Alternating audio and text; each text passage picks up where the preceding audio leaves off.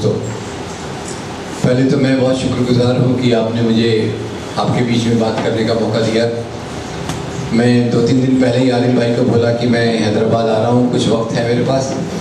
उसके बावजूद उन्होंने एक शॉर्ट नोटिस पर इतनी एक अच्छी मीटिंग को आयोजित किया, उसका बहुत अच्छा मुझे लगा। अब सवाल तो ये है कि आज जो मुद्दा हमारे सामने आदिल भाई ने रख दिया है कि एक तरफ दलित हैं, एक तरफ मुसलमान हैं, दोनों पे अत्याचार चल रहे हैं। मैं इसमें एक और बात जोड़ना चाहूँगा कि इन दोनों के साथ साथ अगर आप देखें तो देश के खास तौर से गरीब तबके वो मजदूर हों, गरीब किसान हों, आदिवासी हों, और इन सब पर एक प्रकार के अत्याचार जो हैं पिछले कुछ सालों से बढ़ते हुए नजर आते हैं। अब उसके पीछे कारण क्या है? उसके पीछे कारण एक सरल बात है कि अभी जो सरकार पावर में आई है पिछले 2 साल से, वो अच्छे दिन के वादे के साथ पावर में आई है। उसने कहा कि हम जो सबका साथ सबका विकास लेकर चलना चाहते हैं, ऐसा उनका एक आश्वासन था। बड़े बड़े वायदे किए गए, बहुत बड़े बड़े वायदे किए गए। कोई छोटा मोटा वायदा करता है तो हम भूल भी जाते हैं, जब वायदे बड़े होते हैं तो भुलाना मुश्किल होता है। अच्छे दिन का वायदा बहुत बड़ा वायदा था, 15 लाख का वायदा और भी बड़ा था। लोगों को लगा भाई चलिए हमारे जो बहुत रोज की समस्याएं हैं, रोजमर्रा के सवाल हैं, वो खत्म हो जाएंगे। पर देखने में ये आया कि जैसे ये शख्स पावर में आए, मैं ये शख्स इसलिए कह रहा हूँ कि वैसे तो एनडीए की गवर्नमेंट है, बीजेपी उसके साथ है, पर वास्तव में देखा जाए तो केवल एक ही व्यक्ति का पॉलिटिक्स चल रहा है। उसका नाम आप पहचान लेंगे, और वो एक ही व्यक्ति एक तानाशाह के रूप में अपनी नीतियों को चला रहा है। ये भी आप जानते होंगे कि उसका जो बैकग्राउंड है, बैकग्राउंड गुजरात का है। और सबसे बड़ी महारत ये जनाब में ये है कि वो झूठ को सच बताने में बड़े एक्सपर्ट हैं। उनका एक्सपर्टीज इतना है कि लोगों को भी भ्रम होने लगता है कि वास्तव में डेवलपमेंट हुआ होगा, इसीलिए तो बार बार बोल रहे। अब जैसे एक वो हर समय कहते थे गुजरात मॉडल, डेवलपमेंट बहुत हो चुका है।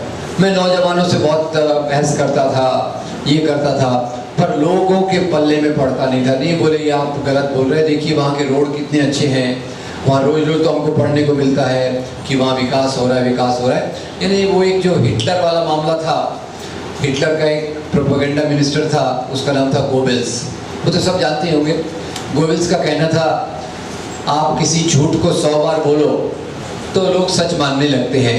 यही मामला उन्होंने इसको थोड़ा और प्रोफेशनल तरीके से एडवर्टाइजिंग और प्रोपेगेंडा को एक बड़ा रूप दे दिया। बहुत बड़ी चीज़ें की गई, पर गुजरात मॉडल की सच्चाई अभी सामने आ रही है। जो राज्य में जो चाइल्ड इन्फेंट रेट, तो मैं 2 चीज़ें बताता हूँ। समाज की तरक्की के बहुत सारे लिटमस टेस्ट होते हैं, बहुत सारे पैरामीटर्स होते हैं। मैं 2 चीज़ें बताना चाहूँगा। एक होता है इन्फेंट मॉर्टेलिटी रेट, यानी हमारे जो छोटे बच्चे होते हैं, पैदा होने के बाद वो कितने बच्चे 1000 बच्चों पे मर जाते हैं, उसका एक रेट होता है। तो ये रेट में गुजरात बहुत आगे है, यानी वहाँ जो बच्चे पैदा होते हैं उनमें मरने वालों की संख्या बहुत ज़्यादा है। दूसरा एक होता है जो माँ बच्चा जन्मने वाली होती है, प्रेग्नेंट वुमन, उसमें खून की मात्रा कितनी है। खून रहेगा तो ही बच्चा अच्छा बनेगा, खून रहेगा तो भी माँ की तबीयत ठीक रहेगी। तो माँ के शरीर में जो खून है उसमें भी गुजरात बहुत पीछे था। ये तो खैर पैरामीटर में आएगा। अब ये कहाँ पैरामीटर में आएगा कि वहाँ दलितों का क्या हाल है, मुसलमानों का हाल तो हम जानते थे। 2002 के दंगों के बाद जो हाल हुए उसको मैं दोहराना नहीं चाहता, क्योंकि वो आप सब अच्छे से जानते हैं कि वहाँ जो मुसलमानों के हाल थे वो पहले से और बदतर होते गए। अब सवाल यही है कि आखिर ये क्यों हो रहा है, क्या क्या हुआ, थोड़ा और गुनाना चाहता हूँ। ये इसके होने के पीछे एक थोड़ा कारण समझ लीजिए कि अपने देश में एक ही पार्टी ऐसी है जिसका कंट्रोल करने वाला ऑर्गेनाइजेशन डायरेक्टली पॉलिटिक्स में नहीं आता। अब ये मैं कैसे समझाऊं, मुझे समझ में नहीं आ रहा। यानी बाकी पार्टियां हैं, कांग्रेस है जी, ये है TDR वगैरह वगैरह है, पर इनको कंट्रोल करने वाले ये खुद ही रहते हैं। भाजपा एकमात्र पार्टी है जिसका कंट्रोल करने वाला संगठन नागपुर में रहता है। और इशारा दे दूं तो वो अभी तक हाफ पैंट पहनते थे, अब बोल रहे फुल पैंट पहनेंगे। चलिए, कहीं तो तरक्की हो रही है, अच्छे दिन कहीं तो आ रहे हैं उनके भी। ये इसलिए होता है। और उन्होंने जो ये थोड़ा RSS का बैकग्राउंड में चले जाएं, RSS का बैकग्राउंड अगर समझेंगे तो बीजेपी का पॉलिटिक्स समझना आसान हो जाएगा। दोनों चीज़ें हम देखना चाहेंगे। एक तो पिछले 2 साल के दौरान आपने देखा होगा कि एक तरफ बात चालू हुई हमारे हैदराबाद से, मैं बात शुरू करता हूँ। हैदराबाद सेंट्रल यूनिवर्सिटी, रोहित वेमुला का नाम आपको याद होगा। आज सब लोग अपना पल्ला झाड़ने पे लगे हैं कि हमने कुछ नहीं किया, पर रोहित वेमुला के मामले में 2 चीज़ें मुझे जो बहुत दिल पे छू गई वो मैं बताना चाहता हूँ। अब रोहित वेमुला की हत्या हुई, हत्या हुई, उसने अपने फेसबुक पे क्या लिखा वो जरा ख्याल कीजिएगा। और उसका जो अंबेडकर स्टूडेंट एसोसिएशन था, उनके 3 कार्यक्रम की मैं आपको झलक देना चाहता हूँ कि रोहित वेमुला की जान के पीछे ये क्यों पड़ गए थे, उसका आपको अंदाजा आ जाएगा। क्यों पड़ गए थे? अंबेडकर स्टूडेंट एसोसिएशन, इन्होंने एक कार्यक्रम किया जो था एक फिल्म को दिखाना। फिल्म थी मुजफ्फरनगर बाकी है। ये तो अंबेडकर स्टूडेंट एसोसिएशन है, ये मुजफ्फरनगर का दलितों से क्या लेना देना। पर वास्तव में बताऊं, अंबेडकर का जो लेना देना था समाज के एक तबके से ही नहीं था। अंबेडकर पूरे समाज के सभी मुद्दों के बारे में पूरी ईमानदारी से सोचते थे। उसी रास्ते पे चल के अंबेडकर स्टूडेंट एसोसिएशन ने मुजफ्फरनगर बाकी है फिल्म का स्क्रीनिंग किया। एक और काम किया, वो था जो याकूब मेमन, बॉम्बे, फांसी की सजा हुई। अब ये तो सबके दिल में है कि भाई बम्बई के दंगों में 1000 लोग मारे गए, फांसी की सजा कितनों को हुई बम्बई के दंगों में? सोचना पड़ेगा। 1000 लोगों को किसने मारा पता नहीं, सब बेगुनाह हैं। उसके बाद हुए बॉम्ब ब्लास्ट में 235 लोग मारे गए। और उस बॉम्ब ब्लास्ट में एक अलग प्रकार का उनका एक चार्टर्ड अकाउंटेंट था याकूब मेमन, उसको सज़ा फांसी की हुई। अब एक कानून तो खैर मैं ज़्यादा जानता नहीं हूँ, पर एक छोटा सा असूल है कानून का, जो सज़ा होती है वो गुनाह के प्रपोर्शनेट, क्या कहेंगे आप उर्दू में, जितना बड़ा गुनाह उतनी बड़ी सज़ा। अब उसकी गुनाह यही था कि उसने वो जो दाऊद गैंग था उनकी चार्टर्ड अकाउंटेंट थी, कुछ किया होगा। गुनाह ये था कि उसकी बीवी के नाम पे एक कार थी, रूबीना मेमन, वो कार का इस्तेमाल किया गया एक्सप्लोजिव को ले जाने के लिए। रूबीना मेनन आज जेल में है। रूबीना ने कहा मेरे को तो कार चलाना ही नहीं आता, पर उन्होंने कहा कार तो आपकी है तो आपको सजा होगी। मैं ये इसलिए बता रहा हूँ कि जैसे कार का मामला है वैसे एक मोटरसाइकिल का मामला है। पता नहीं आप पहचानेंगे कि नहीं, एक मोटरसाइकिल हमारे साध्वी जी की थी। साध्वी जी की मोटरसाइकिल थी, हेमंत करकरे मालेगांव का ब्लास्ट, वो पकड़ी गई। अभी केस बनाया जा रहा है कि मोटरसाइकिल तो उन्होंने बेच दी थी 2 साल पहले, तो उनको आप क्यों फंसा रहे हो। रूबीना मेमन बोलती है कि मैंने तो कभी कार चलाई नहीं, मेरे को कार चलाना आता ही नहीं है, कार मेरे नाम पे थे, मुझे अभी पता चल रहा है। पर उसको कहा नहीं, आपको लाइफ और उम्र कैद होगी। खैर ये एक साइड शो, मेन बात तो याकूब मेमन को जो फांसी की सजा हुई, अंबेडकर स्टूडेंट एसोसिएशन का मानना था नंबर 1 कि जो सजा है वो गुनाह के अनुसार होनी चाहिए, नंबर 1। नंबर 2 ये था कि जिस समाज को लोगों को जीवन देने का ताकत नहीं है, वो समाज लोगों की जान कैसे ले सकता है। आज दुनिया भर में एक आंदोलन चल रहा है कि फांसी की सजा को बैन करना चाहिए, और जिन देशों में फांसी की सजा को बंद किया गया वहाँ कोई अपराध में कोई ज़्यादा वृद्धि नहीं हुई है। हमारे समाज की जो इनइक्वालिटी है, गैर बराबरी है, उसके कारण तो खैर अपराध नहीं। दूसरा ये किया। तीसरा उन्होंने और एक चीज किया, वो था बीफ फेस्टिवल। अब बीफ का मामला और भी खतरनाक हो गया। पता नहीं, अभी तो बीफ के नाम पे क्या क्या होगा मैं नहीं जानता, पर बीफ के नाम पे इन्होंने जो एक मुद्दा बनाया है, इसको कहते हैं आइडेंटिटी इश्यूज। दो प्रकार के इश्यू होते हैं। एक प्रकार के इश्यू होते हैं हमारे जीवन से जुड़े हुए, हमारी इज्जत का सवाल है, रोटी कपड़ा मकान बिजली सड़क पानी का सवाल है, ये हमारे मुद्दे हैं। और दूसरे मुद्दे होते हैं जो पहचान के मुद्दे होते हैं। पहचान के मुद्दे में सबसे बड़ा पहचान का मुद्दा आपको याद होगा कि जो हमारे पहले वो क्या नाम है उनका, रथ यात्री है ना, आपने नहीं पहचान लिया आपने, चलो अच्छा है। उनकी पार्टी तो उनको भुला रही, फिर भी आप उनको याद रख रहे, बड़ी अच्छी बात है ये। अब उन्होंने कहा मेरे भगवान का जन्म वहीं हुआ था जब बाबरी मस्जिद खड़ी है। उन्होंने कहा ये हिंदू धर्म से जोड़ दिया। इसका हिंदू धर्म के नैतिक मूल्यों से कोई लेना देना नहीं है। इसको कहते हैं आइडेंटिटी इश्यू। पहचान के मुद्दे के आधार पे लोगों में उन्माद पैदा करके लोगों को डिवाइड करना, लोगों को बांटना और अपने राजनीति की रोटी सेकना। तो खैर ये आइडेंटिटी इश्यू आया था। अभी दूसरा आइडेंटिटी इश्यू पहचान का मुद्दा है, वो है गौ हमारी माता है। अब ये भी बड़ा डेंजरस है।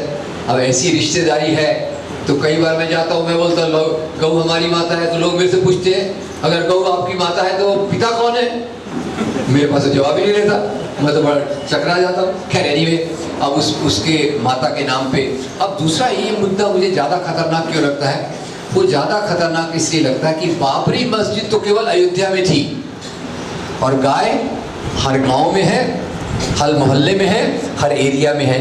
तो ये मुद्दा कितना खतरनाक हो सकता है वो आपको जरा सोचना पड़ेगा। खैर, तो रोहित वेमुला ने बीफ फेस्टिवल में भाग लिया और बीफ फेस्टिवल में भाग लेते समय रोहित वेमुला लिखता है मैं बीफ फेस्टिवल में भाग इसलिए नहीं ले रहा कि प्राचीन काल में आर्य लोग गाय का मांस खाते थे।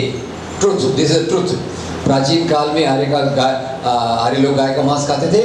इसका आपको संदर्भ चाहिए तो गूगल सर्च कर लीजिएगा, स्वामी विवेकानंद गाय के मांस पे क्या कहते हैं उसको जरा देख लीजिएगा। तो खैर, तो रोहित वेमुला कहता है मैं इसलिए इसमें हिस्सा नहीं लिया कि प्राचीन काल में गाय का मांस खाया जाता था, आर्य लोग खाते थे, ब्राह्मण लोग खाते थे।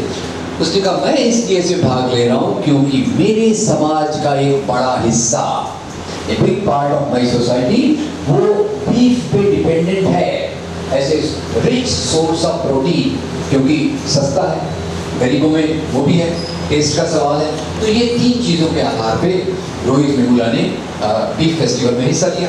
ये आप जानते होंगे। अब इसके बाद आपको इतनी जानकारी दे दूं, आपके एमपी है ना, बीजेपी के एमपी जो मिनिस्टर बन गए, बंडारू दत्तात्रेय जी ने लेटर लिखा स्मृति ईरानी जी को। अभी तो वो MHRD से हट के इधर आ गए टेक्सटाइल में क्या करेंगे अपने को दिखेगा, पर MHRD जब मिनिस्टर थी तो उन्होंने काफ़ी एक्शन लेने के लिए प्रेशर किया और बंडारू दत्तात्रेय ने उनको लेटर लिखा कि हैदराबाद सेंट्रल यूनिवर्सिटी में कास्टिस्ट और एंटी नेशनल एक्टिविटी चल रही है। तो ये मैं इसलिए बताना चाहता हूँ कि दलितों पे आज क्या गुजर रही है, जो हमारा टॉपिक है दलितों पे क्या गुजर रही है। ये एक बात तो यही दलित का मामला रोहित वेमुला के नाम पे आया। फिर आपने यूपी में देखा होगा मायावती जी को किस प्रकार से गाली दी गई, मायावती जी को किससे जो तुलना की गई, वो शब्द मेरे मुंह से नहीं निकलेगा, ठीक है। और तीसरा, मैंने अभी एक और खबर पढ़ी, गुजरात में, फिर से गुजरात आ गया, हमारा आइडियल स्टेट आ गया। एक गांव में एक सरपंच ने 10,000 रुपए सैंक्शन करके मंदिर बनवाया। अच्छी बात है, मंदिर बनवाया। पर मंदिर बनवाने के बाद जब वो मंदिर में जाना चाहती थी तो उसको रोक लिया गया। कहा भाई आप तो अछूत हैं, आप दलित हैं, आप मंदिर में कैसे जा सकते हो? वो सरपंच पैसा सैंक्शन करके मंदिर बनवा रही है और उसको मंदिर में जाने की इजाज़त नहीं है। और एक आपको और भी बता दूं, हमारे एक नौजवान साथी हैं, बहुत खुशी की बात है, उनको अभी रेमन मैग्सेसे अवार्ड मिला है, आपको पता होगा, बेजवाड़ा विल्सन। किस बात पे काम कर रहे हैं कि सिर पे जो मैला धोया जाता है आज भी, वो प्रथा को बंद करना चाहिए। ये हमारी डिग्निटी के, हमारी इज्जत के खिलाफ है कि एक इंसान दूसरे इंसान का मैला सिर पे ढोकर जाए। तो खैर ये हमारा दलितों के साथ जो हो रहा है। अब जहाँ तक सवाल आया मुसलमानों के साथ की बात, वो भी थोड़ा बता दूँ। मुसलमानों के साथ दो बड़े मुद्दे हैं। एक मुद्दा है सिक्योरिटी का, सुरक्षा का मुद्दा में ज़्यादा विस्तार में न जाते हुए इतना बता दूंगा कि भारत में सांप्रदायिक दंगे, कम्युनल वायलेंस जितने हुए हैं, ये बात सच्चर कमेटी में भी आई थी। मैं सारांश में बता रहा हूँ क्योंकि अगली मीटिंग के लिए भी मुझे जाना। सच्चर कमेटी ने बताया था कि मुसलमानों का प्रतिनिधित्व, the representation of Muslims is much below their population in the jobs. यानी नौकरियों में उनका प्रतिनिधित्व उनकी संख्या से बहुत कम है और जेलों में उनका प्रतिनिधित्व उनकी संख्या से बहुत ज़्यादा है। और यही बात और मैंने एक स्टैटिस्टिक्स में पढ़ी थी 1991 में, 2001 में भी उसकी पढ़ा था। एक उमर खालिदी नाम के बहुत अच्छे स्कॉलर थे, उन्होंने रिसर्च करके बताया कि सांप्रदायिक दंगों में मारे जाने वालों में 80% लोग मुसलमान होते हैं और उसमें उसके अपराध के लिए पकड़े जाने वालों में भी मुसलमान ज़्यादा होते हैं। तो खैर ये एक मामला। अब इसको छोड़ दिया जाए तो अभी दूसरा बड़ा मामला आ गया है। अभी बम्बई में एक बहुत बड़ी मीटिंग हुई, बहुत मुस्लिम समाज के लोग जो इस बारे में सोच रहे हैं, कंसर्न्ड हैं कि हमारे कुछ नौजवान ये रेडिकलाइज हो रहे हैं। रेडिकलाइज का क्या मतलब? वो यूट्यूब है, वो फेसबुक है, इस माध्यम से उनको कोई लोकेट करता है, उनको रास्ता बताता है कि भाई ये इस्लामिक स्टेट, यही सही इस्लाम है, आओ तुम भी इसमें जुड़ जाओ। ऐसे कुछ बहुत सारी कहानियाँ आ रही हैं। अब ये जो एक मुद्दा है आतंकवाद वाला, उसको हम दो भाग में देखना चाहिए। पहले तो मैं बता दूं कि दहशतगर्दी का इस्लाम से या किसी भी मजहब से कोई लेना देना नहीं है। ये बात मैं अपने पूरे दिल से कहना चाहता हूँ। और ये जो प्रोपेगेंडा किया गया कि सभी मुसलमान आतंकवादी नहीं होते पर सभी आतंकवादी मुसलमान होते हैं, इससे बड़ा झूठ कोई नहीं हो सकता। आपको याद होगा 5-6 दिन पहले आसाम में एक टेररिस्ट आया, उसने 12-13 लोगों को गोली से भून के कर दिया। कुछ मीडिया ने रिपोर्ट किया कि ये जिहादी आतंकवादी है। अब इसमें हर एक चीज़ पे मैं अलग अलग बोल सकता हूँ, जिहाद का मतलब ये होता है क्या, पर आज जो आतंकवाद को पहले इस्लामिक आतंकवाद कहते थे वो भी गलत है, अब उसको जिहादी आतंकवादी कहने लगे। कई मीडिया ने रिपोर्ट किया कि आसाम में जिहादी आतंकवादी 12 लोग मारे गए, पर बाद में दूसरे तीसरे दिन क्लियर हो गया वो आतंकवादी कौन था, वो था बोडो मिलिटेंट जो वहाँ के पहले कम्युनल वायलेंस और कई चीज़ों में था। तो एक लोगों में जो परसेप्शन बन गया है, बनाया गया है, बनता तो नहीं है, बनाया जाता है। कैसे बन गया है और उसके भी थोड़ा सा बताऊंगा। इसको थोड़ा हम दहशतगर्दी का यहीं समाप्त कर दें, बातचीत से समाप्त होगी नहीं, पर बोलने में क्या है, दहशतगर्दी को समाप्त करके देखते हैं। तो ये बताइए कि ये जो कहा जाता है कि सभी आतंकवादी मुसलमान नहीं होते पर सभी मुसलमान, उल्टा जो मैंने बोल दिया, ये बताइए ये महात्मा गांधी की हत्या किसने की थी? नाथुराम गोडसे। इंदिरा गांधी की हत्या किसने की थी? सिख बॉडीगार्ड। राजीव गांधी की हत्या किसने की थी? धानु नाम की लड़की। 2006 में नॉर्वे में एंडर्स बर्लिंग ब्रेविक नाम के एक नौजवान ने 86 लोगों को मौत के घाट उतार दिया। 1958 में एक बुद्ध भिक्खु ने श्रीलंका के प्रधानमंत्री की हत्या कर दी। तो दहशतगर्द तो सभी धर्मों से आए हुए हैं, पर इतना आपको पूछ लूँ कि ये दहशतगर्द मजहब के कारण नहीं आते, ये आते हैं सियासत के कारण, राजनीति के कारण। और ये राजनीति जो होती है उसके पीछे आज का केवल अगर हम ताज़ा उदाहरण लें तो दो चीज़ें देखना ज़रूर हो जाता है। पहले तो अलकायदा के बाद इस्लामिक स्टेट, नाम ही इस्लामिक स्टेट दे दिया है, पर ऐसा है कि उसका इस्लाम से कोई लेना देना नहीं है। उसी के साथ हम पहले थोड़ा अलकायदा को देख लें। अलकायदा कैसे बन गया? इस्लाम तो 1300-1400 साल से पुराना है, अभी कैसे बना? क्या फर्क हुआ? इस्लाम में बदलाव आया या राजनीति में बदलाव आया? राजनीति में बदलाव आया। ये राजनीति में बदलाव ये आया, और मैं डिटेल में बताने के बदले आप लोगों को ही रिकमेंड कर देता हूँ, खास तौर से नौजवानों को, आप YouTube पे एक सर्च कीजिएगा, सर्च है हिलरी क्लिंटन अल कायदा अफगानिस्तान।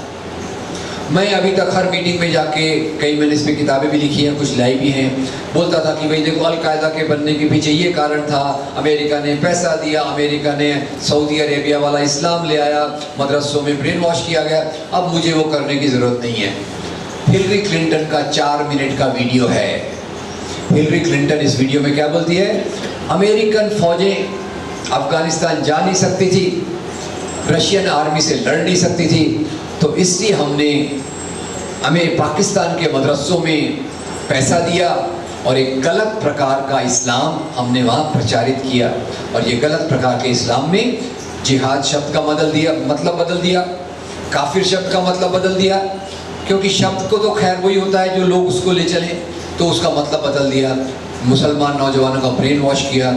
और उसी के आधार पे जो सबसे खतरनाक बात ये हुई, सबसे खतरनाक बात हुई 9/11 के बाद। 9/11 अपने आप में बहुत खतरनाक था, आपको याद होगा 9/11, उसकी थ्योरीज भी बहुत है, मैं डिटेल में नहीं जाना चाहता। आपको याद होगा 2 एरोप्लेन आए, वर्ल्ड ट्रेड सेंटर की बिल्डिंग से टकराए, बिल्डिंग नीचे बैठ गई, उसी के साथ करीब 3000 बेगुनाह लोग मारे गए। Right wrong? ये लोग जो मारे गए ये गुनाहगार थे कि बेगुनाह? बेगुनाह। अब ये बेगुनाह लोग मारे जाने के बाद दूसरी बात ये भी है कि ये बेगुनाह लोग सभी धर्मों के थे, उसमें हिंदू भी थे, मुसलमान भी थे, सिख भी थे, ज्यू भी थे, मुसलमान भी थे, क्रिश्चियन भी थे, ये बेगुनाह लोग मारे गए। उसके बाद ओसामा बिन लादेन आता है। ओसामा बिन लादेन कहता है मैं बहुत खुश हूँ, बहुत अच्छा हुआ, ये जिहाद है, ऐसा और होना चाहिए, अल्लाह का लाख लाख शुक्र है। क्या अल्लाह बेगुनाह लोगों को मारने की बात करता है? क्या इस्लाम बेगुनाह लोगों को मारने की बात करता है? सरल सा रेफरेंस दे दूं, आपको तो खैर मेरे से ज़्यादा पता है, फिर भी मैं कई बार, मेरे को आदत है सूरज को अपनी मोमबत्ती दिखाता रहता हूँ, तो आपको एक थोड़ा सा बता दूं कि मैंने वो एक फिल्म देखी थी, माई नेम इज़ खान, और एक डायलॉग तो सबको याद है, my name is Khan and I am not a terrorist, वो सबको याद है। मैंने फिल्म में बैठे बैठे थोड़ा एक अच्छा काम किया, वो काम था उस फिल्म का एक और डायलॉग याद करना। उसी फिल्म में शाहरुख खान एक डायलॉग बोलते हैं, वो कहते हैं कुरान की सूरा 5 आयत 32 हमें ये बताती है कि अगर आप एक भी बेगुनाह व्यक्ति को मारते हो तो पूरी इंसानियत को मारने के समान है। इस्लाम बेगुनाह को लोगों को मारने की इजाजत नहीं देता, और आतंकवाद में कौन मारा जाता है? बेगुनाह मारा जाता है। तो यही बात मैं आपसे कहना चाहता हूँ। उसी के बाद अब ये ISIS कहाँ से आ गया? अल कायदा आया, उसके रेफरेंसेस मैंने एक किताब में दिए हैं, और अल कायदा के साथ बाद में जो हुआ तो उसके बाद बना ISIS। अब ISIS का इस्लाम से क्या लेना देना? ISIS कैसा बना, उस पर भी वीडियो मैंने रेफर किया है, और पता चला ISIS के बनने के पीछे भी अमेरिका ने बहुत बड़ी फंडिंग की। कैसे बना ISIS? आपको याद होगा, अमेरिका और ब्रिटेन, आजकल वो ब्रिटेन का चल रहा है, क्या मैं उसके प्रधानमंत्री का नाम भूल जाता हूँ, जो इराक के हमले के समय उस समय प्रधानमंत्री थे, टोनी ब्लेयर्स, उन पे मुकदमा चलने वाला है शायद, आई होप उन पे मुकदमा चले कि उन्होंने इराक पे आक्रमण करके इंसानियत के खिलाफ एक बहुत बड़ा काम किया है। अब हुआ क्या, उन्होंने जॉर्ज बुश को प्रॉमिस कर दिया कि मैं आपके साथ हूँ, इराक पे हमला किया कि भाई इराक में वेपन्स ऑफ मास डिस्ट्रक्शन है। इराक पे हमला हुआ, वेपन्स ऑफ मास डिस्ट्रक्शन मिले क्या? नहीं थे, वेपन्स ऑफ मास डिस्ट्रक्शन नहीं थे। तो ये क्यों हुए हमले? अफगानिस्तान पे हमला, इराक पे हमला, इसके पीछे जो कारण है वो है तेल के कुओं पर कब्जा जमाना। कई बार कई सरल चीज़ें दिखाई नहीं जाती, और वो सरल चीज़ यही है, और वो 2 चीज़ों में करके मैं इस बात को, इस पॉइंट को समाप्त कर देता हूँ। ये बताइए, आज अगर इस्लाम के कारण आतंकवाद होता तो दुनिया के कौन से देश में सबसे ज़्यादा आतंकवादी होना चाहिए? दुनिया का सबसे बड़ा आतंकवादी, सबसे बड़ा मुस्लिम देश कौन सा है? इंडोनेशिया में आप इस प्रकार के आतंकवाद की घटना सुनते हैं? नहीं सुनते। कहाँ सुनते हैं आप आतंकवाद? वेस्ट एशिया में, West Asia, Iran, Iraq, Lebanon, Sudan वगैरह वगैरह, इस एरिया में मैं 3 चीजें देखता हूं। नंबर एक, यहां इस्लाम के मानने वाले ज्यादा हैं, राइट रॉन्ग। नंबर 2, इसी एरिया में तेल के कुएं सबसे ज्यादा हैं, राइट। नंबर 3, इसी एरिया में आतंकवाद सबसे ज्यादा है, राइट। तो बताइए, आतंकवाद का संबंध तेल से है या इस्लाम से है? तेल से है। सबको दिखता है, पर जो नहीं देखना चाहते उनको कैसे दिखेगा? और जो मैं जिस खतरनाक बात की कर रहा था वो बात ये है, 9/11 के बाद अमेरिका ने एक और खतरनाक काम किया जिसको मैं मानवता के खिलाफ सबसे बड़ा अपराध मानता हूं। वो काम क्या था? वो काम ये था, अमेरिकन मीडिया ने इस्लाम और आतंकवाद ये दोनों शब्दों को मिला दिया और दुनिया में पहली बार एक शब्द आया, Islamic terrorism. I hope you are getting my point. Islamic terrorism शब्द को इजाद करना, बनाना, गढ़ना, ये मैं मानता हूँ कि मानवता के खिलाफ सबसे बड़ा अपराध था और वो अपराध की सज़ा आज मुस्लिम समाज भुगत रहा है। और इसीलिए हमारे कई नौजवान लड़के इस राह पे चले जाते हैं, जिंदगी में निराशा है, नौकरी की उम्मीद कम है, वगैरह वगैरह वगैरह। यूट्यूब पे फालतू कचरा भी भरा पड़ा है। तो ये जो है, ये मैं इसलिए भी कह रहा हूँ कि हमारे समाज को इससे जागरूक होना चाहिए कि इस प्रक्रिया का मुकाबला हम किस प्रकार से करें। ये हमारे सामने is very big challenge, how to stop our youth being swayed by such type of propaganda which is abundantly there in YouTube and other media। तो ये एक हमारे सामने चुनौती आई। अब दूसरी चुनौती ये है, जो दलित मुसलमानों के साथ साथ पूरे समाज पे अगर आप देखें तो पॉलिसीज़ ऐसी आ रही हैं, जो पॉलिसीज़ यहाँ ख़ास तौर से किसानों के खिलाफ, मजदूरों के खिलाफ, गरीबों के खिलाफ, दलितों के खिलाफ ये प्रकार की पॉलिसीज़ आ रही हैं। और इस पॉलिसीज़ में महंगाई का बढ़ना, दूसरी चीज़ें हो रही हैं। आपने ये भी नोट किया होगा कि पिछले दिनों एक डिबेट चला था कि समाज में इनटॉलरेंस बढ़ रहा है, असहिष्णुता बढ़ रही है, और कई बड़े बड़े राइटर्स ने, साइंटिस्ट लोगों ने अपने अवार्ड लौटाए। तो उनको भी इन लोगों ने बहुत क्रिटिसाइज़ किया कि क्या पहले असहिष्णुता नहीं थी। अभी आज देखिए जिस प्रकार से ऊना में दलितों को पीटा गया, ये टॉलरेंस का साइन है या इनटॉलरेंस का साइन है? ये इनटॉलरेंस का साइन है। ये इनटॉलरेंस हमारे समाज में इसलिए बढ़ रहा है कि बीजेपी, मोदी जी एक प्रकार की भाषा बोलते हैं, वो भी क्लियर कट कुछ बोलते नहीं, वो गोलमाल करते हैं। जिन मामलों में स्पष्ट बोलना होता है वहाँ गोलमाल करते हैं, और जहाँ बोलने की ज़रूरत नहीं है वहाँ ज़्यादा स्पष्टता से बोलते हैं। ये उनका एक कैरेक्टर है, एक पॉलिटिकल उनकी चाल है, जो भी हो। तो बजरंग दल के व्यक्ति कुछ बोलेंगे, विश्व हिंदू परिषद का कोई बोलेगा, वनवासी कल्याण आश्रम वाला कुछ बोलेगा। ये सब बेलगाम हो गए हैं, किसी को मर्जी आए दूसरे को उठा के पीट दिया। और फिर उसमें बाई चांस अगर कोई मुस्लिम एक्टर है, आमिर खान जैसा एक महान एक्टर है, आमिर खान को महान एक्टर मैं इसलिए नहीं कहता कि उसने बहुत अच्छी फिल्में बनाई, उसके एक योगदान के लिए मैं उसको बहुत महानता का दर्जा देता हूँ, और वो योगदान है एक सीरियल बनाने का। आपको याद होगा सत्यमेव जयते सरी का सीरियल मैंने आज तक देखा नहीं है, जो समाज में इतनी चेतना लाए। अब बेचारे उसको भी ऊपर फतवा आ गया कि इसको भी पाकिस्तान भेज दो। अब उसने कौन सी बेचारे ने बड़ी गलती बात की, समाज में सबको डर लग रहा था। प्रणब मुखर्जी वही कह रहे थे, बहुत सारे बड़े बड़े, किरण मजूमदार शाह वही कह रही थी, नंदन नीलेकणी वही कह रहे थे, पर उन्होंने, आमिर खान ने कह दिया तो उन पर एक फतवा जारी हो गया। उन पर अभी भी डिफेंस मिनिस्टर परिकर जो डिफेंस मिनिस्टर है, अभी भी बोल रहे थे, अभी भी आमिर खान के खिलाफ इस प्रकार की गंदी कमेंट समाज में आ रही है। तो हो क्या रहा है? हो ये रहा है कि हिंदू राष्ट्र का एजेंडा खुलेआम लगाया जा रहा है। एक तरफ से मोदी जी अपनी एक बात कहेंगे, दूसरी तरफ से उनके जो परिवार के लोग हैं, परिवार में एक्सप्लेन करता हूँ, परिवार यानी क्या? परिवार यानी वो लोग जो सब आरएसएस की विचारधारा हिंदू राष्ट्र में विश्वास रखते हैं, वो सब पहले से ज़्यादा आक्रामक, एग्रेसिव हो गए हैं। और यही बात है, कोई बोलता है कि भाई इसको पाकिस्तान भेज दो, आपको बीफ खाना है तो पाकिस्तान चले जाओ, आपको ये करना है तो देश छोड़ दो। ये क्यों हो रहा है?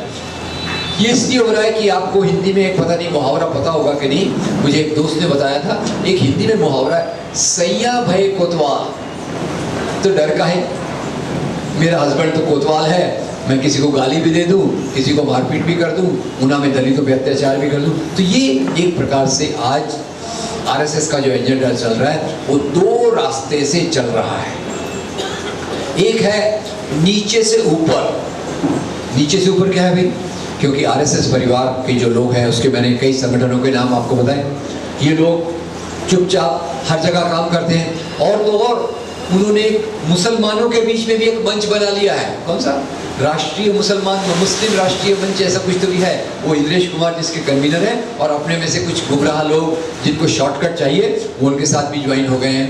तो ये मुस्लिम राष्ट्रीय मंच वगैरह वगैरह, ये नीचे से ऊपर जाने के काम करने का तरीका है, जिसमें वो दलितों के बीच में समरसता मंच चलाते हैं, उनके साथ जाके खाना खाते हैं, पर पानी खुद का लेके जाते हैं। पानी के लिए वो अपने ख्याल रखते हैं। अमित शाह का फोटो अगर आपने देखा हो तो खैर। तो दूसरा क्या हो गया है कि सरकार जो आई है वो उसके कारण आरएसएस का एजेंडा लागू करने के लिए ऊपर से नीचे सरकार की पूरी सुविधाएं इन लोगों को मिल रही हैं। और ये इसलिए है कि आज मुख्य रूप से मैं दोष इस बात को देना चाहूँगा कि आज़ादी के आंदोलन के साथ दो प्रकार के राष्ट्रवाद आए।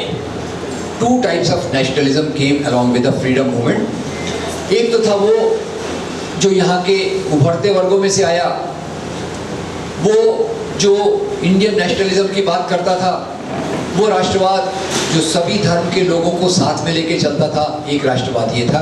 इसमें कुछ नाम गिना दूं तो पंडित जवाहरलाल नेहरू, मोहनदास करमचंद गांधी, मौलाना अबुल कलाम आज़ाद, एनी बेसेंट, नेताजी सुभाष चंद्र बोस, इस तरह के लोग थे जो मानते थे कि भारत सभी का देश है।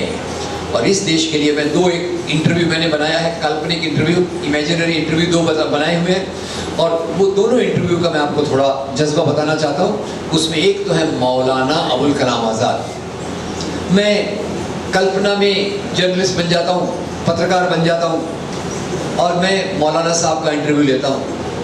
मैं मौलाना साहब को पूछता, मौलाना साहब आप तो इतने बड़े, इतने अच्छे मुसलमान हैं, आपने कुरान का तर्जुमा किया है जो बहुत बेहतरीन है, तो आप मुस्लिम लीग क्यों नहीं ज्वाइन करते? आप मुस्लिम राष्ट्र की बात क्यों नहीं करते? तो मौलाना साहब का जवाब कुछ ऐसा होगा, वो मुझे कहेंगे, बरखुरदार, मुस्लिम लीग और मुस्लिम राष्ट्रवाद लोगों को बांटने की बात कर रहा है। मेरा इस्लाम तो इंसान से इंसान को जोड़ने की बात कर रहा है। तो मैं इस रास्ते पे कैसे जा सकता हूँ? दूसरा एक इंटरव्यू लेता हूँ मोहनदास करमचंद गांधी का। मैं उनको कहता हूँ, महात्मा जी आप तो एक हिंदू हैं, तो आप हिंदू महासभा क्यों नहीं ज्वाइन करते? हिंदू महासभा नहीं तो आरएसएस ज्वाइन कर लीजिए। अब खैर उनको उस समय पता नहीं होगा कि आरएसएस वाले, आरएसएस का ट्रेंड एक व्यक्ति उनके मर्डर करने वाला है। तो खैर आप आरएसएस क्यों नहीं ज्वाइन करते? तो वो कहते हैं, मेरा हिंदू धर्म मुझे वसुधैव कुटुंबकम सिखाता है। मेरा हिंदू धर्म सिखाता है कि दुनिया, भारत ही नहीं, इस पृथ्वी पर रहने वाला हर एक व्यक्ति मेरे परिवार का भाग है। और आरएसएस ये बांटने की बात करती है, हिंदू राष्ट्र की बात करती है, इसलिए मैं ऐसे संगठन को ज्वाइन नहीं कर सकता। याद रखिए, आज़ादी के आंदोलन में हिंदू, मुसलमान, सिख, ईसाई, पारसी, जैन, बुद्ध, यहूदी सभी लोगों ने कंधा मिलाकर अंग्रेजों के खिलाफ संघर्ष में हिस्सा लिया, जिससे हमको आज़ादी मिली। और जब ये लोग आज़ादी का आंदोलन लड़ रहे थे, तब ये मुस्लिम लीग वाले, तब ये आरएसएस वाले, ये कहाँ थे? ये अपनी शाखाओं में बैठे थे। आजकल बहुत बहानेबाजी कर रहे हैं, नहीं, हम भी तो आज़ादी के आंदोलन में थे ना। देखो हमारे वो हेडगेवार जी, वो 2 साल के लिए जेल में गए। अब उनको कौन बताए, जेल में तो लोग बहुत सारे कारणों से जाते हैं। कोई आज़ादी के लिए, आंदोलन के लिए जाना ज़रूरी है, कुछ उनका और एजेंडा रहे होगा। क्योंकि मुझे पता लगा कि हेडगेवार जी 2 साल के लिए जेल में थे, और 2 साल में जेल में थे। तो जेल में है कि लोगों का वजन कम होता है कि बढ़ता है? कम होता है। इनका वजन 10 किलो से बढ़ गया, और जो कपड़े पहन के गए थे वो कपड़े उनको छोटे होने लग गए। बड़े मजे की बात है। खैर मुद्दे की बात ये कि इन्होंने आज़ादी के आंदोलन में कोई हिस्सा नहीं लिया, और ये आज़ादी के आंदोलन से दूर रहे और इन सब चीज़ों में लागू रहे। खैर आरएसएस ने आगे चलकर लोगों को ट्रेन किया, स्वयंसेवक बनाए और ये स्वयंसेवक जाकर अलग अलग संगठनों में काम करते हैं। इनका काम क्या है? काम ये है, जैसे मुस्लिम लीग ने हिंदुओं के खिलाफ नफरत फैलाई, हिंदू महासभा आरएसएस इन्होंने मुसलमानों के खिलाफ नफरत फैलाई और यही नफरत हिंसा का आधार होती है। Am I right or wrong? अगर नफरत ना हो तो समाज में हिंसा नहीं हो सकती। नफरत के आधार पे हिंसा, हिंसा के आधार पे समाज बट जाता है, सोसाइटी गेट्स डिवाइडेड, पोलराइज हो जाती है। और ये पोलराइजेशन का फायदा किससे होता है? अभी अभी मेरे को एक ये स्टडी के बारे में मैं हर जगह बताता हूँ। अभी अभी येल यूनिवर्सिटी अमेरिका, सुना होगा आपने ना? ये मुझे इसलिए याद रहेगा क्योंकि अपनी जो स्मृति ईरानी जी है ना, ये वहाँ से डिग्री लेके आए, सब बोलती हैं। येल यूनिवर्सिटी का ये रिसर्च आया है कि जहाँ भी दंगे होते हैं, दंगे होते हैं या करवाए जाते हैं? जहाँ भी दंगे करवाए जाते हैं, दंगों के बाद भारतीय जनता पार्टी पहले से ज़्यादा पावरफुल हो जाती है। तो दंगे कौन करवाएगा? जिसको दंगों से फायदा होगा। पता नहीं आप लोग जासूसी उपन्यास पढ़ते थे कि नहीं? मैं अपने वो पहले पुराने दिनों में, स्कूल कॉलेज के दिनों में जासूसी उपन्यास काफ़ी पढ़ता था। उसमें एक लेखक थे शर्लॉक होम्स। शर्लॉक होम्स के एक मैंने ऑटोबायोग्राफी या इंटरव्यू पढ़ा तो उनका दोस्त उनको पूछता है, मिस्टर होम्स, आप ये मर्डरर का पता, खूनी का पता इतना जल्दी कैसे लगा लेते? अरे बोले, बड़ा आसान है, मैं मर्डर के सीन पे जाता हूँ, देखता हूँ किसका मर्डर हुआ और सबसे पहले ये सोचता हूँ कि इस मर्डर से सबसे ज़्यादा फायदा किसको होगा। जिसको फायदा होगा वही मर्डर करवाएगा। दंगों का फायदा किसको होता है? आगे की बात आप समझ लीजिए। खैर, आज हम इस हालात में खड़े हैं कि एक तरफ समाज में नफरत बहुत फैलाई गई है, दूसरी तरफ दुनिया में अमेरिका ने एक प्रकार का पॉलिटिक्स किया हुआ है और इन दोनों की मार झेल रहे हैं भारत में मुसलमान, दलित और इस प्रकार के आदिवासी। अब पिछले दिनों में कई प्रोपोगेंडा ये चलाते हैं। एक प्रोपोगेंडा चलाया गया घर वापसी। घर वापसी क्या है भाई? घर वापसी, घर वापसी भाई देखो भाई, हम लोग सब हिंदू, सब अच्छा था, कुछ प्रॉब्लम ही नहीं था। फिर मुसलमान राजा आए, मुसलमान राजाओं ने लोगों पे ज़बरदस्ती की, उनको मुसलमान बनाने की कोशिश की, तो हम इन लोगों को वापस घर में लाना चाहते हैं। ये उनके इस्लाम के फैलने की थ्योरी। अब वास्तव में भारत में इस्लाम कैसे फैला, दो चीज़ें बताना चाहूँगा। एक बात को आप जरा जवाब के रूप में दीजिए, बताइए, भारत की सबसे पहली मस्जिद दिल्ली में बनी या केरल में बनी? केरल में। केरल में किसी मुसलमान राजा का राज्य था? नहीं था। फिर वहाँ मस्जिद कैसे बनी? क्योंकि वहाँ मुस्लिम व्यापारी आते थे अरब देशों से, उनके मेल जोल से इस्लाम की शुरुआत हुई। दूसरा, फिर भारत में इस्लाम कैसे फैला, इसके बारे में बहुत स्टडीज हैं और आपको मुख्य रूप से बता दूं, इसका सबसे बड़ा कारण है इस्लाम के फैलने का, वो है यहाँ की वर्ण व्यवस्था, जाति व्यवस्था। आप सरपंच हो, मंदिर के लिए डोनेशन दे दोगे, फंड अलॉट कर दोगे, पर आपको मंदिर आने को नहीं मिलेगा। इसी अत्याचार से बचने के लिए कई लोगों ने इस्लाम को कबूल किया। याद रखिए, ये लादा नहीं गया। मेरी तो मान्यता है धर्म को कभी लादा नहीं जा सकता। धर्म अंदर का मामला होता है, दिल का मामला होता है, दिमाग का मामला होता है। और ये खैर गलत प्रोपेगेंडा इसका करके घर वापसी की कैंपेन चलाई जा रही। फिर एक बहुत गंदी कैंपेन चलाई जा रही है, थोड़ा मैं इसको रोमांटिक अंदाज में प्रस्तुत करूंगा, वो है लव जिहाद। अब जिनका दिल जरा नौजवान है वो मेरे बातों का जवाब दें। बताइए, दुनिया में प्यार से अच्छी कोई चीज़ है क्या? मुझे नहीं लगती। खैर, आप जवाब देने से हिचकिचा रहे। मुझे लगता है दुनिया में सबसे अच्छी चीज़ कोई है तो है मोहब्बत, एक। दूसरा, दुनिया में सबसे कोई अच्छा वैल्यू है तो है जिहाद। जिहाद क्या होता है? जिहाद होता है अपनी बुराइयों के खिलाफ लड़ना।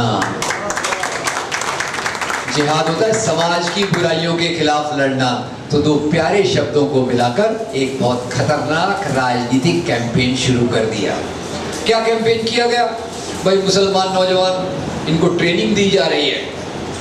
कहाँ ट्रेनिंग दी जा रही पता नहीं, ट्रेनिंग दी जा रही है। उनको एक एक मोटरसाइकिल दी जा रही है, साथ में मोबाइल, उसमें मैं ऐड कर देता हूँ। वो तो नहीं बोलते, मैं बोलता परफ्यूम की बोतल भी देते होंगे कि तुम जाओ और हिंदू लड़कियों को आकृष्ट करो। और भाई जैसे हिंदू लड़कियों का तो कोई दिमाग है नहीं, कोई मुसलमान नौजवान मोटरसाइकिल पे गया तो पीछे की सीट पे बैठ के आ जाएंगी। हिंदू लड़कियां इतनी बुद्धू है।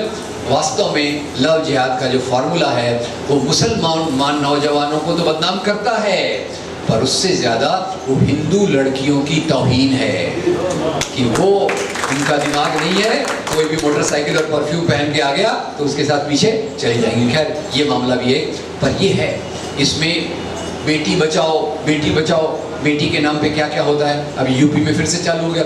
मुजफ्फरनगर का दंगा कैसे करवाया गया? ये बेटी के सम्मान में। उसमें एक तरफ तो भाजपा तो इसमें आगे रहती है, बहू बेटी का सम्मान, ऊपर से अपने वो मुलायम सिंह जी भी थोड़े मुलायम पड़ गए। उनको लगता है दंगे होते हैं तो होने दो, बीजेपी का फायदा है तो अपना भी फायदा है। एक खैर मैं, मेरा अंदाज है, मैं उम्मीद करता हूँ कि मैं गलत हूँ, गलत होगा तो बहुत अच्छा लगेगा मुझे। पर दोनों तरफ से मार, और मार का विक्टिम कौन, किसको झेलना पड़ रहा है? मार का विक्टिम जो है वो यहाँ का एक तरफ मुसलमान और दूसरी तरफ यहाँ का ये। खैर अब थोड़ा सा मैं इतिहास में चले जाऊँ। आज जो लोगों के मन में नफरत फैलाई जाती है वो इतिहास के आधार पे फैलाई जाती है। बहुत सारे कारण हैं, एक इतिहास का है। एक तो वो अभी मैं कल कुछ पढ़ रहा था, लगातार कुछ न कुछ पढ़ने को आता है। अभी दिल्ली का आपको पता होगा, दिल्ली में एक रोड का नाम बदल दिया गया। क्या कहा गया? Aurangzeb road, Aurangzeb very bad. ये रोड का नाम बदल दो भाई। इसने हमारे मंदिर तोड़े, बहुत अत्याचार किए, लोगों पे जबरदस्ती इस्लाम लादा। तो मैंने उसका फिर स्टडी करना चालू किया। पता चला कि काशी में औरंगजेब ने भगवान विश्वनाथ के मंदिर को तुड़वाया था। तुड़वाया था। इंदिरा गांधी ने गोल्डन टेम्पल को तुड़वाया था। यस। खैर उसी के साथ साथ पता चला किसी औरंगजेब ने उज्जैन में कामाख्या देवी के मंदिर को दान दिया, महाकाल के मंदिर को दान दिया। उसी औरंगजेब ने एक जगह मस्जिद भी तोड़ी। तो मैं बड़ा कंफ्यूज हूँ, आप जरा इसको सोचिएगा। और यहाँ ये मैं आपसे पूछना चाहता हूँ, बताइए राजा लोग राज्य क्यों करते थे? धर्म के लिए कि सत्ता के लिए? सत्ता के लिए। और हमारे दिमाग में अरे हमारे हिंदू राजा वेरी गुड, मुस्लिम राजा वेरी बैड। पाकिस्तान में जाओ तो क्या मिलेगा? मुस्लिम राजा वेरी गुड, हिंदू राजा वेरी बैड। पर ये राजा कोई अकेले राज्य करते थे क्या, कि इनके बीच में कोर्ट रहता था, प्रशासन रहता था? तो आपको बता दूं थोड़ा, आपने वो एक सीरियल देखा होगा, उससे दो चीज़ें हम पता चलेंगी। एक तो वो है ना, आजकल वो एक सीरियल चल रहा है जोधा अकबर। अब वो जोधा अकबर भाई, अकबर बहुत ख़राब था, उसने लव जिहाद करके जोधा भाई से शादी की। खैर वो एक अलग बात है, लव जिहाद को इतिहास में भी ले गए, खैर जाने। पर ये एक मैं आपसे पूछना चाहता हूँ, अकबर के महल के अंदर एक मंदिर था, राइट रॉन्ग? कौन से भगवान का मंदिर था? भगवान श्री कृष्ण का। और जब कृष्ण जन्माष्टमी मनाई जाती थी, अकबर उसमें हिस्सा लेते थे कि उसको बाइकआउट करते थे? हिस्सा लेते थे, नंबर एक। नंबर दो, एक और सीरियल आया, भारत का वीर पुत्र महाराणा प्रताप। वेरी गुड, भारत का वीर पुत्र महाराणा प्रताप। तो फिर से मैं कल्पना लोक में चले जाता हूँ, महाराणा प्रताप जी का इंटरव्यू ले लेता हूँ। महाराणा प्रताप जी को मैं पूछता हूँ कल्पना में, राणा प्रताप जी आपके भारत का क्या हाल है? तो मेरे को बोलते भारत क्या होता है? मैंने बोला वो कन्याकुमारी से कश्मीर तक और इधर गुजरात से आसाम तक। बोले मैंने नाम तो नहीं सुना यार कन्याकुमारी का। मैं आपसे पूछना चाहता हूँ, पहले भारत की कल्पना थी? नहीं थी। पहले के अलग अलग बादशाहते थी, कोई राजा यहाँ कोई राजा वहाँ वगैरह वगैरह। और राणा प्रताप और अकबर की जो लड़ाई हुई, ये हिंदू मुसलमान की लड़ाई थी कि दो राजाओं की लड़ाई थी? मैं आपसे पूछना चाहता हूँ। और उसके पहले बता दूँ, राणा प्रताप और अकबर की लड़ाई ये हुई थी हल्दी घाटी के मैदान में। एक तरफ अकबर की फौज, एक तरफ राणा प्रताप की फौज। और सबसे मजे की बात यह है, अकबर की फौज का मैं स्टडी करता हूँ तो पता चलता है अकबर की फौज में अकबर खुद नहीं आए, अकबर के जो प्रतिनिधि के रूप में आए उनका नाम है राजा मान सिंह। हेलो, दिमाग में घंटी बजी या नहीं? राजा मान सिंह। और राजा मान सिंह के असिस्टेंट का नाम भी आपको बता दूं, फिर से थोड़ा कभी कभी मैं रोमांटिक हो जाता हूँ। राजा मान सिंह के जो असिस्टेंट थे वो इतिहास के एक प्रेमी राजकुमार थे, जिनके ऊपर 2 बहुत प्यारी फिल्में बनी हुई हैं, शहजादा सलीम। कौन सी फिल्म थी वो? मुगले आजम। और वो अच्छे अच्छे गाने तो आपको याद ही होंगे ना, मुगले आजम वाला अमर गाना, प्यार किया तो। खैर आप लोग बड़े शर्मीले जाने दी। तो एक तरफ राजा मान सिंह, शहजादा सलीम, और राणा प्रताप का जो साथ दे रहे हैं उनका नाम है हकीम खान सूर। फिर से पूछता हूँ, ये हिंदू मुसलमान की लड़ाई है कि 2 राजाओं की लड़ाई है? 2 राजाओं की लड़ाई है, सत्ता के लिए है। और यही बात ये जो आरएसएस के लोग लगातार अपनी शाखाओं में, मुसलमान राजा वेरी बैड, वो देखो मोहम्मद गोरी, वो देखो महमूद गजनवी। अरे महमूद गजनवी, उसने सोमनाथ का मंदिर तोड़ा, जरूर तोड़ा, पर रोमिला थापर की किताब पढ़िए सोमनाथ पे। रोमिला थापर बताती है कि जब महमूद गजनवी ने सोमनाथ का मंदिर तोड़ा, उसी रास्ते में उसने मस्जिद को भी तोड़ा था। और महमूद गजनवी ने जब मंदिर तोड़ा, महमूद गजनवी के जो सिपा सालार थे उसमें से 5 सिपा सालार हिंदू थे। महमूद गजनवी मंदिर तोड़ने वाले, इनके नाम थे तिलक, हरजान, राय, सोंधी और हिंद। 5 सिपा सालार हिंदू, 7 सिपा सालार मुसलमान। हिंदू फौज भी, मुसलमान भी फौज भी सोमनाथ के मंदिर को तोड़ रही है। हिंदू धर्म का अपमान करने के संपत्ति को लूटने के लिए, संपत्ति को लूटने के लिए। उस समय सोमनाथ के मंदिर में 151 करोड़ के बराबर की संपत्ति थी। 151 करोड़। ये मंदिरों में संपत्ति होती थी, ये बात विश्वास करने लायक है कि नहीं है?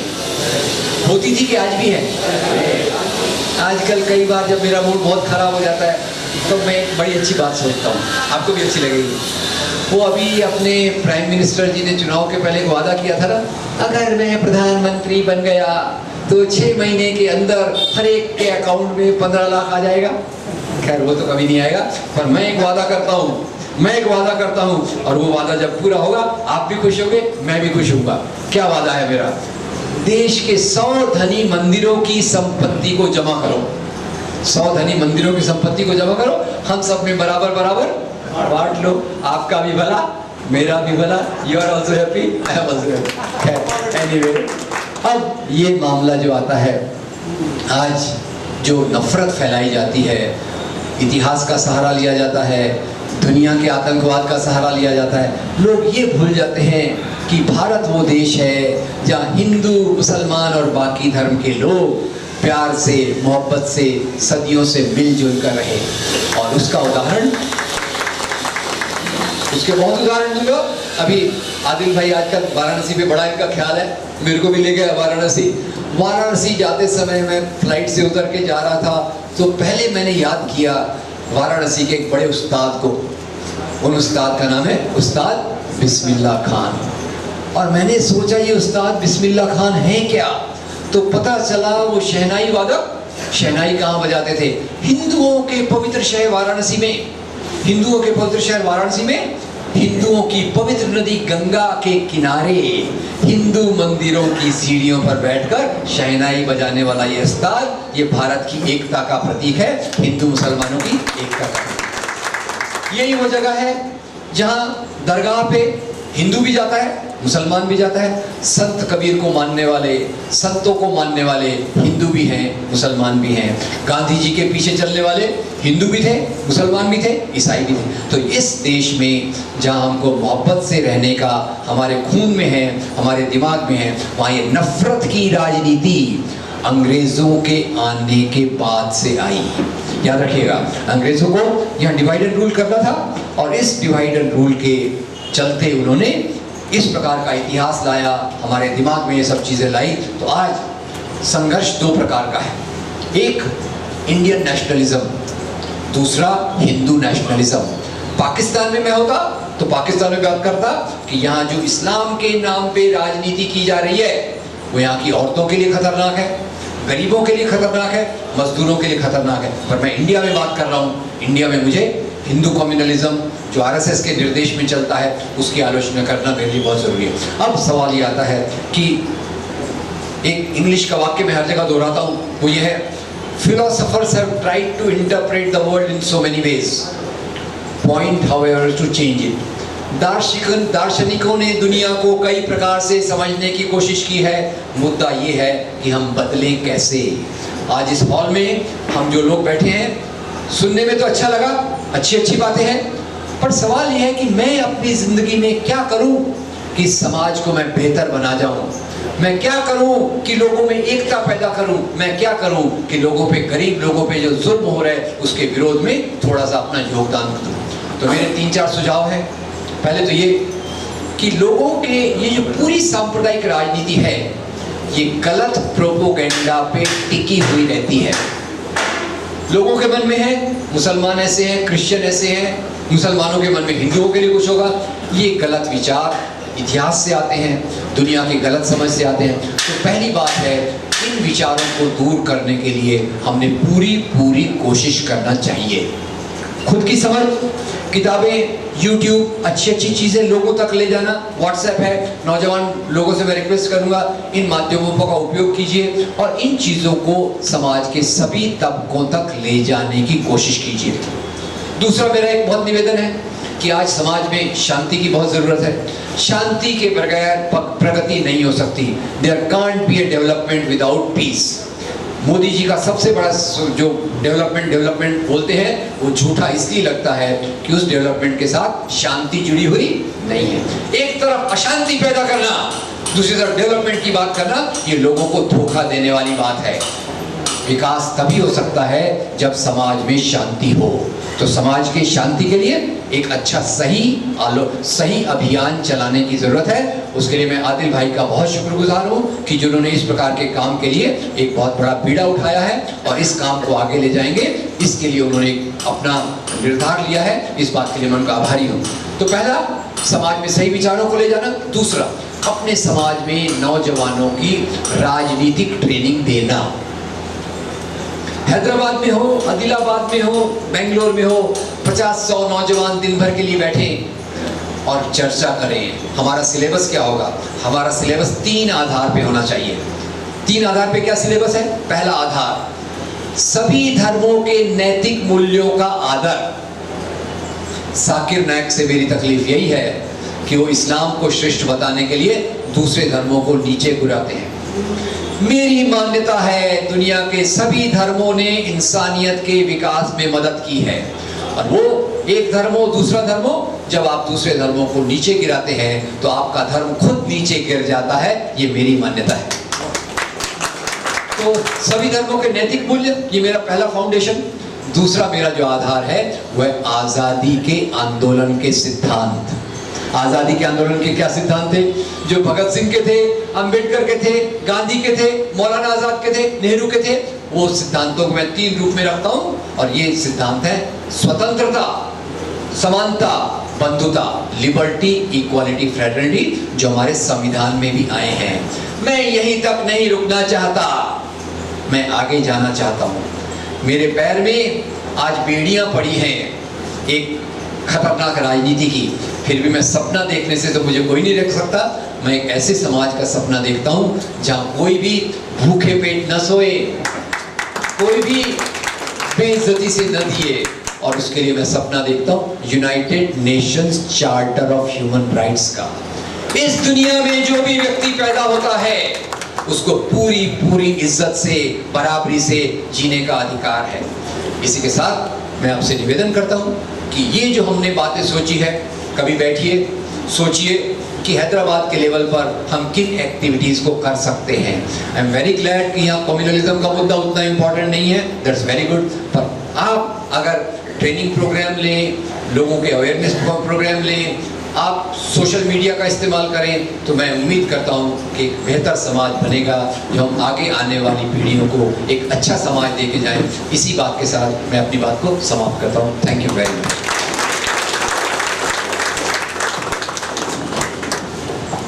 Again, I am requesting Punyani ji, हम